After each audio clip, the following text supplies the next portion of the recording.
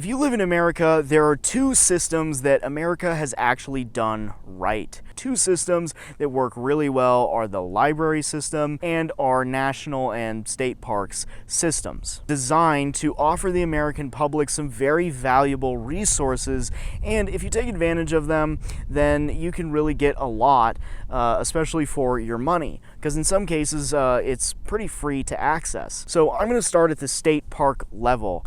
The state that I live in is Colorado, and we are truly incredibly blessed with so many different parks. So some people may be a little more lucky than others as far as what is offered in your state, but state parks are usually relatively cheap, if not free, to get into, and they offer some really beautiful areas that you can hang out at. These places are really not very busy. Now, granted, it's the middle of the week, and it's not the weekend, but there's almost no one here. That is really nice. It can be a way to get away from people a little bit. Around weekends and holidays, they might become a lot more busy. My state, and I don't know if this applies to more states, but our state offers an option that when you register your vehicle, you can also buy the State Parks Pass, which is built into your vehicle's registration, which means if you have one vehicle that you usually travel with, then it can get you into all the state parks. This, for me, has been an amazing deal because I can now go to all state parks basically like they're public parks, and I don't pay a little fee, and I go to them very, very often. So I am at a state park probably at least once a week. A lot of these state parks can also offer hiking, they can offer some camping, they can offer all kinds of stuff, and so getting access to that for me is well worth the money. It's like an additional, I don't know, $20, $30, $40 on top of the registration. It's actually a really good deal, especially when they charge you maybe $5 to $10 for a day use fee. The national park system is done on a federal level, so it is a little different, but you can of course get a national parks pass, which is also pretty worth it, but it's a little harder to get your money's worth out of that one compared to the state parks pass. National parks are a little rarer than state parks. They tend to be bigger, grander, more popular even, and it's just a little more complicated in that regards. That's kind of what makes state parks such a gem, is that people are usually focusing on larger tourist attraction type national parks such as Yellowstone, Grand Tetons, these other things. But some of these random little state parks can be very, very beautiful and sometimes even less populated, which maybe that's what you're looking for.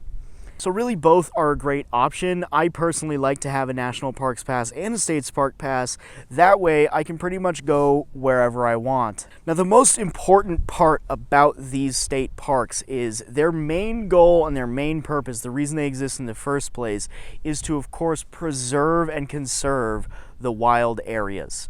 So these are places that we're trying to keep as natural as possible, keep up the wildlife, and maybe even provide a place where people can view the wildlife. But essentially this is a place where we are trying to conserve parts of nature, which I think is incredibly important, especially for a place like America where everyone is trying to capitalize everything. And frankly, without these systems to prevent private industry from doing these kinds of things, we may be living in a much different world. It would be absolutely horrific if we allowed corporations to just strip away the natural beauty of this country, especially when some of it is so insanely unique and beautiful. So this is a really fantastic system, and it's actually something not to really take for granted, because there are places in the world where they don't have any kind of those protections. There are places that are just kind of open for the taking. So this is something that's very important and very good. And so with the political season that we are in, I do want people to pay very close attention to that, and I think we have to be very careful about not allowing some of these things to be stripped away. Conserving the natural beauty of America is something that really should be a no-brainer for most people. These are not lands that companies should be able to access so they can just strip the absolute most amount of dollars out of the areas they can. And viewing this as a business interaction would be a horrific mistake. The second system in America that is actually even more underrated is our library system. So this is another really interesting thing. I think a lot of people go to libraries when they're kids. I don't know why that is. I'm not sure why libraries are such a great place for kids. Well, I mean, it's a fantastic place for learning at a stage when you're doing the most learning. But when we grow up, we forget the magic of libraries. And the most important thing for a library, at least in my opinion, these days is not actually the access to books. To me, it is the internet access. So you can actually go to a library, and I can almost guarantee you will be able to get access to a computer and an internet connection, which is really powerful. When I was working my seasonal job out there in Yellowstone, we really didn't have very good signal at the place that I was working at. However, I could easily drive down to Cody and use their public library and have a nice, climate-controlled, peaceful place to sit and work that also provided internet access. So access to a place that is peaceful, quiet, basically just there so people can go in there, study, work, read, and just quietly enjoy themselves is a huge blessing. If I was a person without anywhere to live, if I was a homeless person, I personally would spend a ton of time in the library. Additionally, because libraries are very, very accessible for a lot of people, I personally think it leaves a lot of people kind of without an excuse. For example, not being able to access a computer or internet or whatever. Our internet was down, and so even I found myself needing to rely on the library for internet. And this can be a really, really powerful tool. And so I think even for just that alone. Additionally, libraries often have some pretty extensive resources that you might be surprised.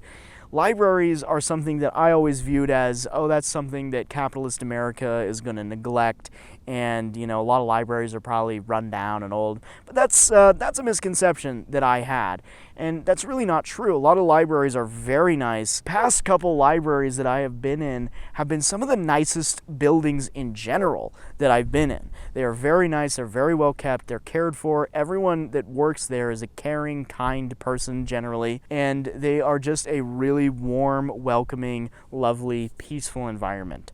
So I love libraries. I think they're a fantastic place to hang out. They're a fantastic place to get work done. And if you need somewhere to go hang out on a computer, I think these are really good options. And again, if you're someone who doesn't have access to the internet or doesn't have access to a computer or some of these other resources, this is a place where you can actually get those things. And so if you are in dire straits and you are like homeless and you need to find a job, I think the library is where you need to be hanging out most of your time and using the internet to find those resources and whatever. That can be really difficult. Now, at this recent library that I just went in, they're actually adopting a European strategy, which is called the Library of Things, where there are everyday household use items that you can borrow.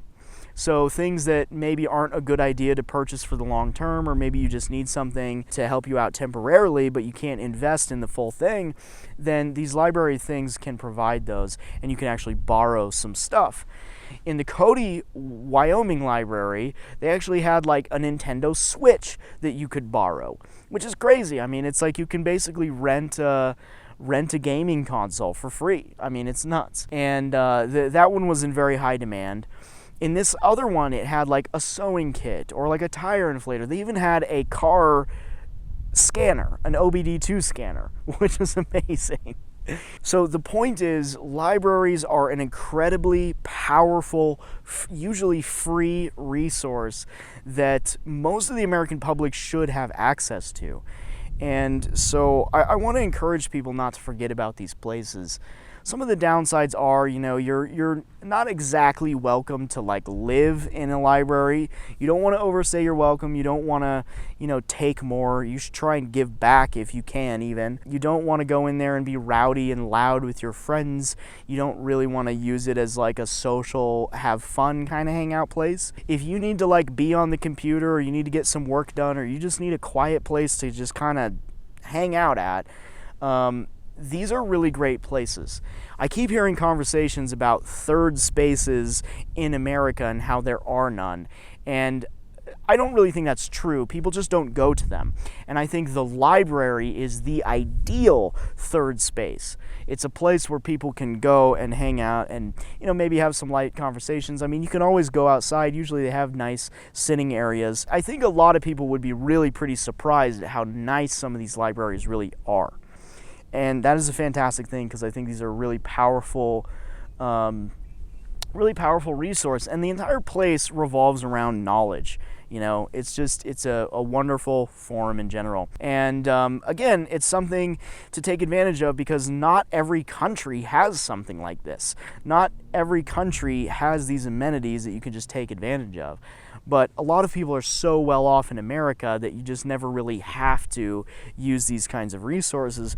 But as more people are down on their luck in this country, I think these are fantastic resources. The library and the national and state park system are all systems of things that I think America has gotten right, and I think they are something that you can really get a lot out of as an American. Let me know, do you use any of these facilities? How do you use them? What are some other facilities or other things in this country that might compare to those kinds of things? But these are two things that I actually hear fairly often. I think this was inspired by a Reddit post, and it read something like, Americans, what's something that you're grateful for that not every country has that's, strictly American? And the state and national park system, as well as the library system, were answers that came up a lot. So I think those are two things that Americans might take for granted that are actually really fantastic, that you pretty much have access to, and again, fantastic resources. And of course, libraries have a lot of information and books, and reading is a good thing to do, and you should. I look at libraries as an archive of information, and I think that's headed towards the digital age, which is fine, but physical books are good as well. So those are two types of facilities and two things in America that I think we got right, that more people can take advantage of, and things that I've really learned to appreciate from my time doing specifically seasonal work. I think van lifers, people living nomadic lifestyles, all that kind of stuff, those are facilities that are going to be incredibly helpful. More specifically, the libraries, because again, it's a place you can go and access internet, stay warm or cool off if you need to, stay relatively safe within those business hours. I think the biggest drawback of the library is simply not open all the time. I think a 24/7 library would be just something that's incredible, but it would probably be really difficult because there would be probably a lot of people trying to live there. Get out there, enjoy your resources, and enjoy that.